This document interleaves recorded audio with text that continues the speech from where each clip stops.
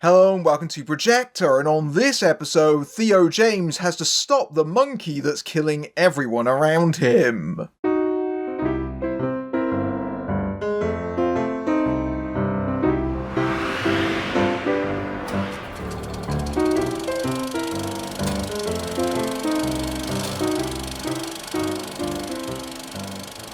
When they were boys, twin brothers Hal and Bill Shelburne, both played by Christian Convery, found a wind-up drumming monkey toy belonging to their father. Hal soon realises that when the monkey's key is turned, it randomly kills those closest to them in brutal accidents, and the twins attempted to destroy and dispose the monkey to stop the evil. 25 years later, Hal and Bill, now both played by Theo James, discover that the monkey has reappeared and is wreaking havoc in the small town in Maine where they grew up. The Monkey is based on Stephen King's 1980 short story the same name, although only fairly loosely, as the film adaptation makes substantial changes to expand the story. It's helmed by actor-turned-director Osgood Perkins, who actually gives himself a small role in the film playing Hal and Bill's ill-fated uncle.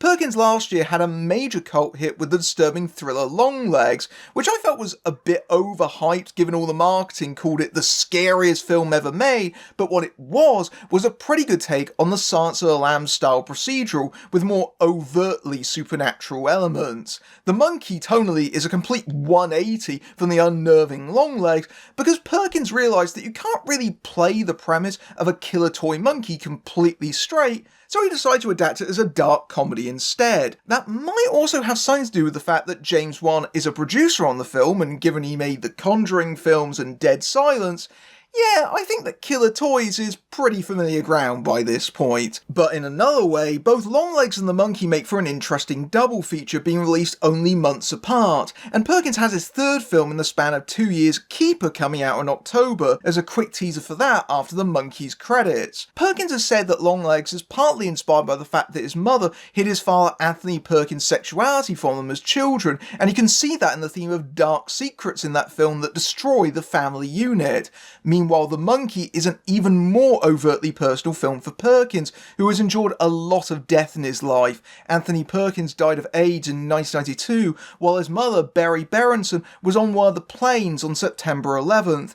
Given that unimaginable trauma, it's perhaps little wonder why Perkins was drawn to such macabre material. And while that may not sound like the basis for a good comedy, this is proper gallows humour, and maybe I'm deeply warped, but I found parts of The Monkey very, very funny. And thank goodness there is hilarious, because the heart of The Monkey is so rooted in existential despair that it borders on the absolutely nihilistic. The key moment comes early in the film where, after a funeral, one of many, the boy's mother Lois, played by Tatiana Maslany, who will be routine with Perkins and Keeper, explains to them over ice cream, everybody dies. Some of us peacefully in our beds, and some of us not so much.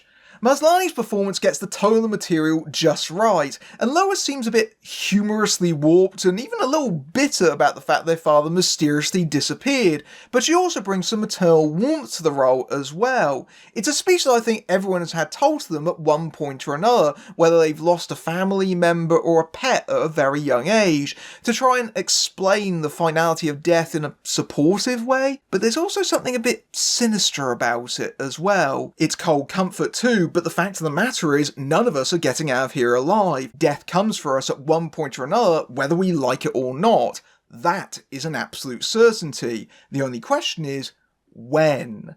Death is simply a natural part of life. It's the order of things. And this is something that King has explored many times in his work, like in Pet Sematary, notoriously one of his bleakest books. In fact, instead of calling it The Monkey, you might as well call it The Metaphor. And if you turn the key on my back, I shout symbolism into the air. The film makes absolutely no secret about this. When the twins first discover the monkey, the box it comes in describes it as an organ grinder monkey, which turns out to be true in both senses of the phrase organ grinder, but the inscription beneath it says, like life, as opposed to the other way around, and that isn't a typo. Everyone encounters death and misfortune in our lives, and like when you turn the key on the monkey, you have no real control over when, who, or how it will happen. We are all at the whim of the cruel absurdities of fate that accidents happen and we're just playing the odds. The King's story is already a variation on the classic monkey's paw story where you make a wish and it finds a way to grant it in the worst way possible.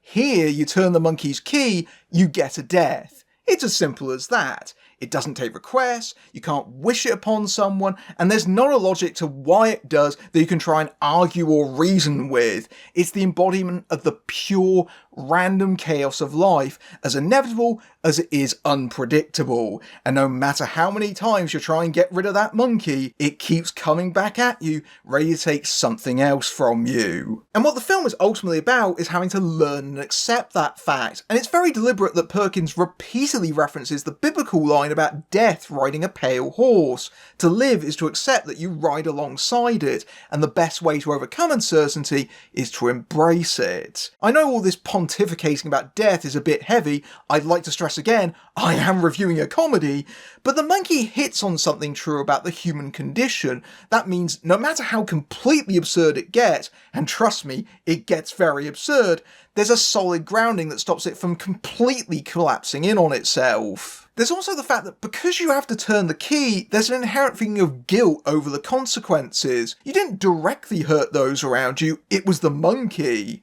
But you still feel responsible for it, even if, like Hal and Bill at first, you simply didn't know what would happen. When someone dies, sometimes we blame ourselves or feel guilty about it, but most of the time, hopefully, we had nothing to do with it. We're just trying to rationalise and process our grief. That's the sort of place we find Hal in as an adult, who's chosen to live a solitary life, ostensibly to try and protect people from the monkey, because if he doesn't have people close to him, people won't get hurt. But things don't really work that way, and it's as much to protect him from having people to care about, and it's a passive way to live. That said, Hal still managed to find time to have a son named Petey, played by Colin O'Quinn, that he only sees once a year, and is so distant that Petey is about to be adopted by a bizarre self-help guru, played by Elijah Wood in a one-scene wonder, where he's chugging from water bottles the size of his head, and inexplicably challenging people to arm wrestling contests. Absent fathers are a major theme in the film, from the twins' missing dad to Hal effectively becoming a deadbeat dad to Petey, but there's also Rowan Campbell's Ricky, who becomes obsessed with the monkey after learning about it,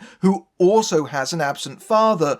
There's a lot of daddy issues going on in this. Incidentally, I wanted to mention just how much I love the gag of Ricky's fringe almost always covering his eyes, just like a full-on cartoon character. It really cracked me up. But in a way, while the monkey has a lot of the Stephen King tropes that you see in a lot of his stories, like the main setting or twins or the like, it also feels like it's simultaneously sending them up. You can especially see this in Theo James' dual performance. James started out as a bit of a heartthrob in YA movies like the Divergent franchise, and like Robert Pattinson before him, he's got far more interesting now that he's left that behind him and gone for quirkier and stranger roles. His performance as Hal is mostly the straight man of the two. It's largely expositional and reactive to the chaos around him, and there's this kind of grim, deep tone to his narration, which just adds to the absurdity of the fact that he's talking about all these ridiculous things that have happened because of a killer monkey toy, because of the grave self-seriousness of how it's delivered. But on the flip side of that, you've got how he plays Bill, which is a much more comedic performance. You see, the two brothers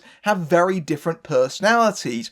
Hal is very introverted and timid, whereas Bill is the slightly older brother and has never let Hal forget that, as he picks on him and bullies him and generally acts like a brat as he calls him names. Christian Convery does some very impressive work in the opening section of the film playing the twins as kids, and he makes them so distinctly different from one another that I genuinely thought they might have cast real twins to play them. The fact that it's a single young actor playing opposite himself, which is hard even for adult actors to do, kind of just blows my mind a bit. But Hal and Bill have always had this resentment towards each other that has never really gone away, and Bill is almost frozen mentally in the same headspace he was when he first encountered the monkey as a kid, still that immature schoolyard bully throwing insults at Hal over the phone, just in a man's body. And James is having lots of fun making Bill just utterly ridiculous and goofy, especially when he starts wearing the same clothes he wore as a kid.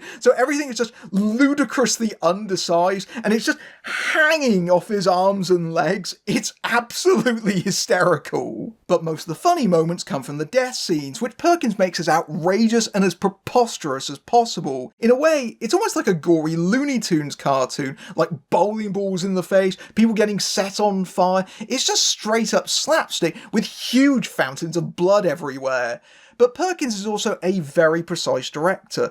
Everything about his films feels meticulous, like the mechanics of the monkey that it focuses on in extreme close-ups, or the intricate dolls of Longlegs. Part of that is one of the changes they made from the source material, apparently for legal reasons. In the story, the monkey plays the cymbals, but the producers feared that Disney owned the rights to that particular design because of the security monkey in Toy Story 3. So Perkins changed it to being a drummer instead, which turned out to be fortuitous because Perkins said he liked that better. And when the monkey starts playing "Oh, I do like to be beside the seaside" and just banging that tune away to itself, it builds this sense of tension, but also a sense of grotesque spectacle about it. You can almost imagine Perkins as being like a showman at a carnival, just hollering into the air, step right up, you're about to see someone die."